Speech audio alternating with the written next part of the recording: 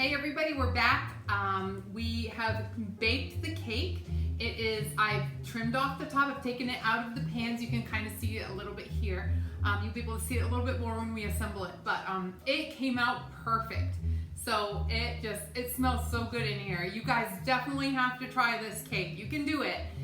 There's some steps to it, but if you follow them, then there'll be no problem at all, and it will just come out just perfect. So I've taken the tops off, and they've cooled on the cooling rack, and now I'm going to start the frosting recipe. Now this is just a classic cream cheese frosting recipe. It's my own. I've kind of invented it over time. Now, if you don't need, this is going to be an actual decorated birthday cake, so the frosting needs to be a hair stiffer than probably your traditional cream cheese frosting that tends to be a little bit more softer, okay, and not quite so firm. So what we're going to do is we have 3 different fats that are going into it. We have cream cheese, we have Crisco, or all-purpose vegetable shortening, the hardened shortening, and butter, okay? So since this is a 3-layer cake, it's going to take a little more frosting than you would, say, if you cut this recipe in half and just did one like 10-inch cake or a 9 by 13. You would just frost the top and be good to go, but I've got to fill the layers, I've got to decorate the sides, and then have enough for, you know, kind of a shell border or something like that on the outside. So we're going to start off with 2 packages of cream cheese, and this has been sitting out since I started earlier, so it's nice and soft, and that just kind of helps it mix well. Okay, so 8 ounces each of cream cheese, so 16 ounces total of the cream cheese that you're going to put in, and then 1 whole stick of butter, which is a half a cup of butter. And then to that is going to be 1 generous cup of Crisco, okay? So I'm just going to kind of throw that all in there. And then what we're going to do is we're going to mix that, okay? So I'm going to pull my mixer up. The sun's kind of coming through the window. It's a beautiful day today, that's for sure. So I'm going to just go ahead and start stirring that together. And what that's going to do is you're going to wait for that to just kind of cream together. We've got 3 more ingredients to add to it. Now that lemon that I zested earlier, I just saved it off to the side. And it was nice and soft because I had let it set out. I don't refrigerate my lemons. I keep them right out in a basket, in a fruit basket with my bananas and apples and things like that, oranges. So when I go to juice it, the juice comes out so much better. And you get so much more if your lemon is at room temperature. And I just kind of roll it, slice it, and then squeeze it out. Okay, so this is the juice of 1 full lemon that's going to be going in here next. And each lemon is a little different. Some do give off a lot more juice than others. This happened to be a really good one, so I was fortunate with that. And then to that, you're going to add some vanilla, about 2 teaspoons. I just give it 2 squirts, like just squirt and then squirt it. If you have one of these little containers has just a little hole. Now if you have one that's open, like completely open, then just measure it. 2 teaspoons, or just 2 foot-fourths is what I use. Okay, so now I'm going to kind of increase the speed a little bit. This is so good. It smells amazing already. We haven't even started like assembling the cake yet.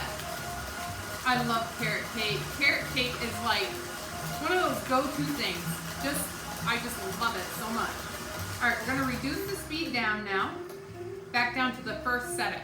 Now, we do that because now we're going to add the confectionery sugar. Now, I've got 3 pounds of confectionery sugar here in my bowl, and we're going to add this a spoonful at a time. Now, this takes a little bit of time, folks, but if you do it like this, then it'll mix well, but it will avoid a huge powder going everywhere. You don't want that. Trust me, I've had enough of those. So I'm going to actually turn it off right now, and I'm going to add probably 4 of these to get it started. Now this is just a great big like serving spoon that I use for, you know, dishing out like lasagna or something like that. So I've got 4 of those in there. Now I'm going to turn it to the first setting, and I'm just going to let that set for a minute. And as that mixes together, and as you start to see the confectionery sugar disappear into the cream cheese mixture, the cream cheese, the butter, and the Crisco, then you can add more. And now what you're gonna do is just kind of add it 1 spoonful at a time, okay? It's just until it's all gone. So I'm gonna keep spooning it in. I'm gonna keep it on low. I am not going to increase the speed. It's just on the first setting, okay? This whole time until this mixture is completely incorporated together, okay? So I'm gonna keep mixing, and I'll be right back when it is completely finished. All right, folks, I am back, and I just added my last of the spoonful of cream cheese to my mixture. Now what we're gonna do is after that's all kind of incorporated in there, we're gonna turn it up on high, and we're gonna let that beat for a good 2 minutes. Now once the 2 minutes is up, then what we're gonna do is we're gonna come back and start assembling these cakes, all right? So 2 minutes on high, and we'll be right back. All right, everybody, this is the last stage of the carrot cake. Now, I have all 3 layers here, and I'm gonna take the first layer, and I just want you to take a look at this. Isn't that amazing?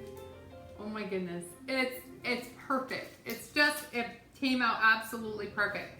Now I have my cream cheese mixture here, my frosting mixture, and I'm just gonna put a couple of big dollops on the top, and then just kind of smooth it out towards the edge.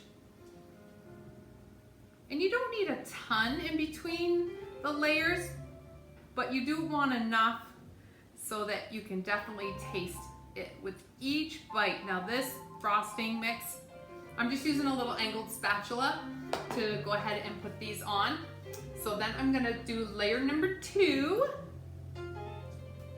And some of it will come out over the sides, and you'll have some crumb mixture there, but just put a thin coat before you put your finishing coat on there. Just do a thin coat and you'll be all set to go on that. So I found that 3 pounds does this just right. If you find you need a little bit more, then go for it if you're doing the 3 layer. If you're doing the 2 layer and you want to go ahead and make that 3 pounds, you'll have a little bit extra. Keep it in your fridge. It lasts. Now the last tier, we put face down so that the bottom is up, so that the crumbs all kind of stay contained inside. All right, so there we go. So I'm just gonna keep assembling this and frosting it, and it will be all done. Now, you guys can do whatever you want. You can frost it in a, like I said, like a 9x13 pan. Just cut this recipe in half, or 1 10-inch. You could do it, you could cut this recipe down so that you end up doing 2 8-inches. Whatever you want to do is totally up to you. So I hope you've enjoyed this.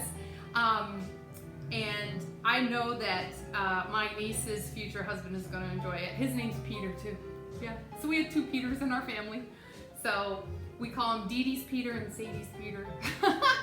But anyway, this carrot cake is to die for. Definitely give it a try. You're gonna love it. Don't forget to like and share and hit that subscribe button down there. Then you can tune into all my cooking videos.